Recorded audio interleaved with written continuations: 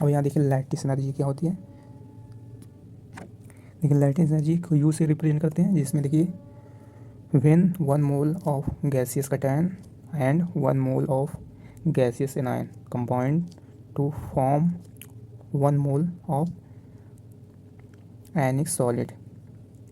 In this process, energy released. In this process, energy released. That energy is called lattice energy. ठीक है, आपको देखिए 1 मोल क्या रहना चाहिए, गैसियस कैटायन रहना चाहिए, 1 मोल गैसियस एनायन, इनको कंबाइन करने पर 1 मोल आयनिक सॉलिड फॉर्म होगा। जो एनर्जी रिलीज होगी इन दिस प्रोसेस, इस प्रोसेस में जो एनर्जी होगी वही आपका क्या होगा, लाइटिस एनर्जी होगी। जैसे एग्जांपल में देखिए आपका 1 मोल सोडियम कैटायन है गैसियस, ठीक है, 1 मोल गैसियस सोडियम कैटायन है और 1 मोल गैसियस क्लोरीन एनायन है। इससे क्या आपका 1 मोल जो है आपका आयनिक सॉलिड बना NaCl, ठीक है, आयनिक सॉलिड। तो इसमें एनर्जी रिलीज होगी, एनर्जी रिलीज उसे लाइटिस एनर्जी माइनस यू से रिप्रेजेंट करेंगे। अब यहाँ देखिए आप due to release of energy so lattice energy is a exothermic process. जो आपका एनर्जी रिलीज होगी तो आपका लाइटिस एनर्जी क्या होता है, एक्सोथर्मिक प्रोसेस होता है।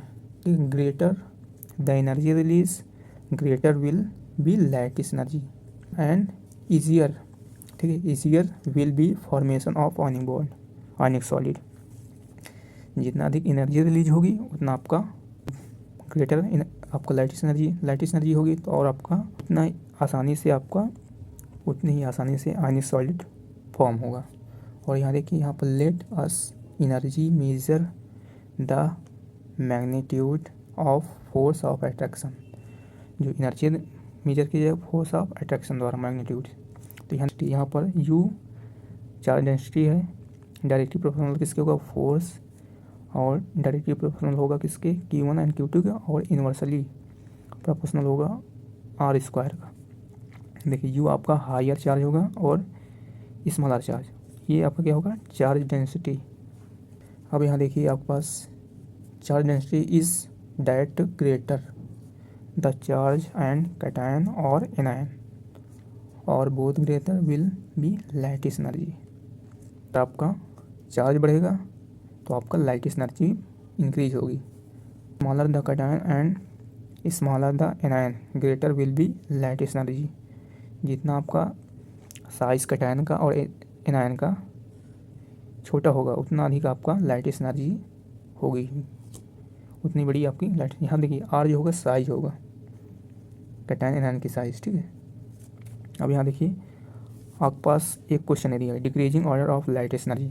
देखिए Li plus Cl minus, second है आपका Na plus Cl minus, K plus Cl minus, Rb plus Cl minus. हम देखिए साइज इसमें देखना पड़ेगा आपको, साइज अगर जितनी बड़ी रहेगी उतना ही लाइटिस एनर्जी कम रहेगी। तो यहाँ देखिए आपके पास तो फार्मूला आपका होता है एक EU directly proportional force and directly proportional to Q1 and Q2 और अपॉन में R², मतलब कि साइज जितना छोटा उतना आपका लाइटिस एनर्जी ग्रेटर होगी। तो यहाँ देखिए आपके पास ये ग्रुप एक ही है, यहाँ पर लिथियम प्लस सोडियम प्लस और आपका potassium plus radium Rb plus, ये आपका ग्रुप ए का है एलिमेंट्स। तो यहाँ देखिए आपके साइज जैसे जाएंगे नीचे जाने में साइज इंक्रीज हो रही, तो आपका साइज इंक्रीज, तो जैसे जैसे नीचे साइज इंक्रीज हो रही है तो आपका तो नीचे जाने पर आपका जो लाइटिस एनर्जी कम होती जा रही है।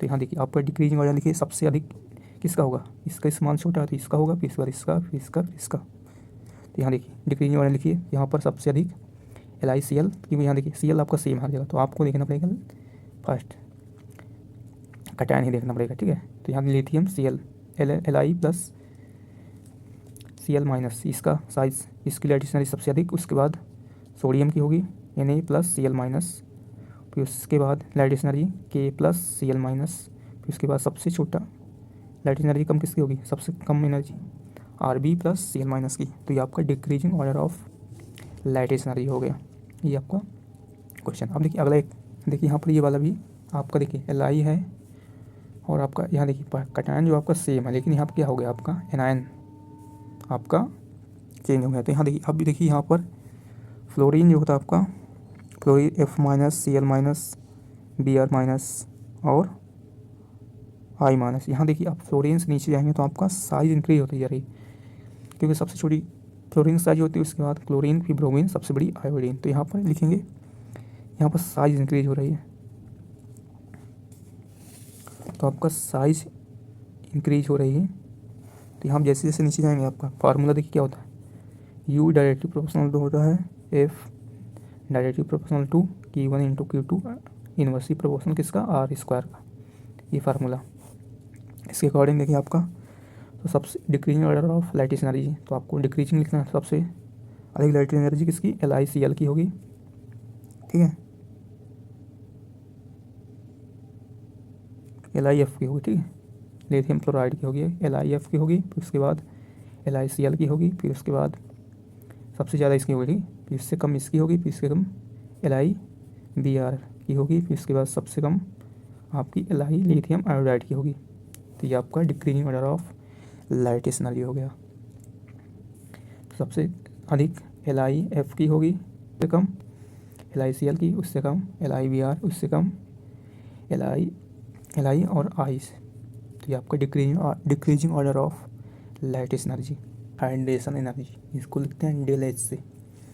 देखिए यहाँ पर definition, when 1 mole of gaseous cation और 1 mole of gaseous anion react with water, ठीक है। यहाँ पर क्या था आपके पास लाइटिस एनर्जी में क्या था, 1 mole gaseous cation, 1 mole gaseous anion, और आपका जो है इनको कंबाइन कर रहे थे, तो उनसे क्या आपका आयनिक सॉलिड फॉर्म हो रहा था, जो उससे एनर्जी रिलीज हो रही, तो वही आपका आयनिक लाइटिस एनर्जी थी। और यहाँ क्या होगा, hydration energy, 1 mole hydration energy है, 1 मोल ऑफ गैसियस कैटायन और 1 mole of gaseous anion react with water to form hydrated cation और हाइड्रेटेड एनायन। यहाँ वाटर से 1 mole gaseous anion, 1 mole gaseous cation react करेगा किससे, वाटर से, तो आपका हाइड्रेटेड कैटायन फॉर्म होगा और hydrated anion. In this process energy released, that energy is called hydration energy. तो इस प्रोसेस जो एनर्जी रिलीज होगी वही आपका हाइड्रेशन एनर्जी होगी। अब यहाँ देखिए Mg मैग्नीशियम आपका आयन है गैसियस में, Mg कैटायन है, Mg कैटायन गैसियस फॉर्म में, प्लस H2O एक्वस है, इसको क्या किया आप, रिएक्ट किया गया, तो आपका हाइड्रेटेड कैटायन बन रहा है। तो यहाँ पर क्या होगा, एनर्जी रिलीज होगी, तो उसे हाइड्रेशन एनर्जी, उसको किससे लिखते हैं, माइनस DLH से लिखेंगे यहाँ पर। और देखिए सेकंड में देखिए यहाँ पर आपके पास क्या है, यहाँ पर देखिए आपके पास क्या लिए, पहले क्या था, 1 मोल आपका गैसियस कैटायन लिए थे यहाँ पर, तो आपका हाइड्रेटेड कैटायन फॉर्म हो। अब क्या करेंगे, 1 मोल गैसियस एनायन लेंगे, 1 मोल गैसियस एनायन, उसको रिएक्ट करना है आपके पास H2O से, तो वाटर से रिएक्ट करें तो आपका क्या बनेगा, हाइड्रेटेड एनायन बनेगा, फॉर्म होगा एक्वस वो भी। तो आपका हाइड्रेटेड एनायन बना, एनर्जी रिलीज होगी जो, उसे हाइड्रेशन एनर्जी बोलेंगे, उसे माइनस DLH।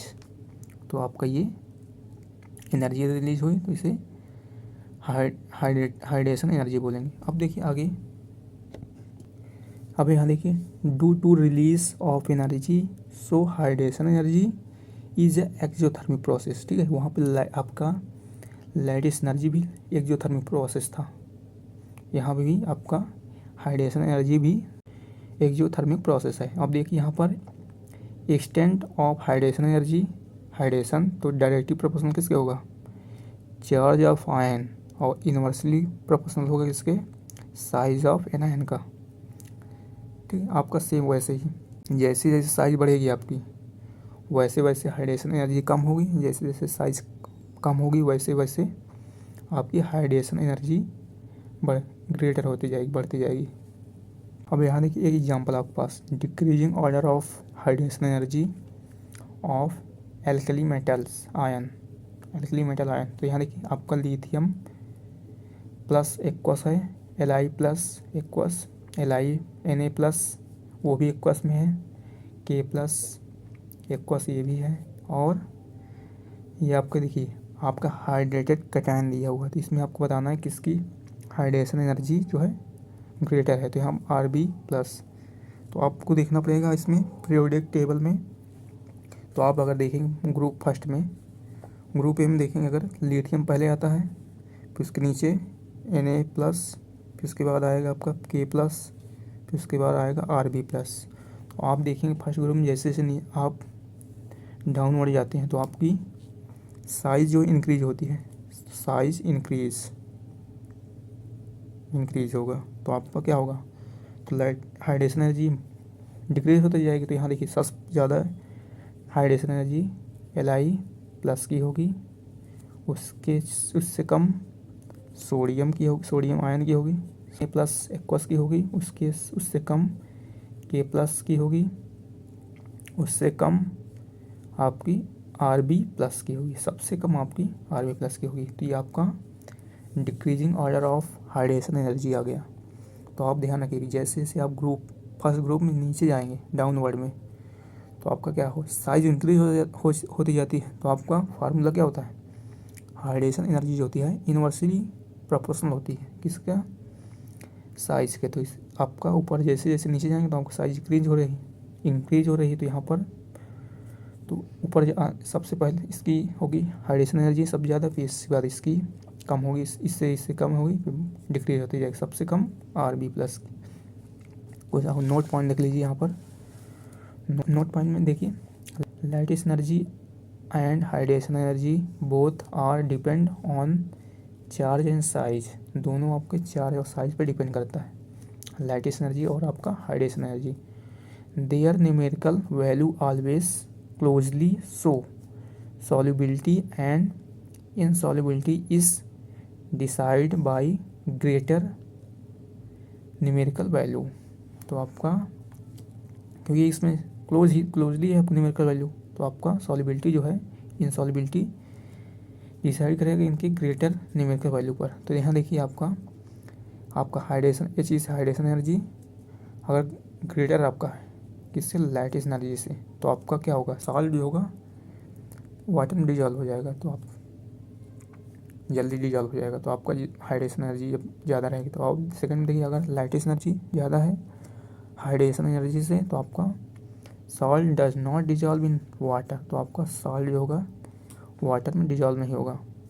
तो ये आपका हाइड्रेशन एनर्जी हुआ। अब एक बार रिकैप कर लेते हैं। देखिए आपका लाइटिस एनर्जी क्या था, जिसमें आपके पास 1 मोल गैसियस कैटायन और 1 मोल गैसियस एनायन, उनको कंबाइन करने पर आपका आयनिक सॉलिड फॉर्म हो रहा था, उससे जो एनर्जी रिलीज हो गई थी वही आपका लाइटिस एनर्जी। लेकिन हाइड्रेशन एनर्जी क्या था आपका, 1 mole gaseous anion 1 mole gaseous cation, उसको किससे रिएक्ट करना था, वाटर से।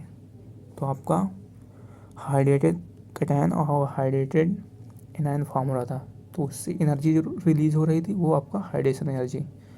और एक इम्पॉर्टेंट पॉइंट क्या आपका, ये दोनों एक्सोथर्मिक प्रोसेस थी, लाइटिस भी हाइड्रेशन भी। और यहाँ देखिए आपके पास, और यहाँ पर हाइड्रेशन एनर्जी अगर ज़्यादा रहेगा तो लाइटिस एनर्जी से, तो आपका सॉल्ट जो होगा डिजॉल्व हो जाएगा इन वाटर में, और अगर लाइटिस एनर्जी ज़्यादा है तो आपका सॉल्ट डिजॉल्व नहीं होगा वाटर में। तो ये आपका इम्पॉर्टेंट टॉपिक थे।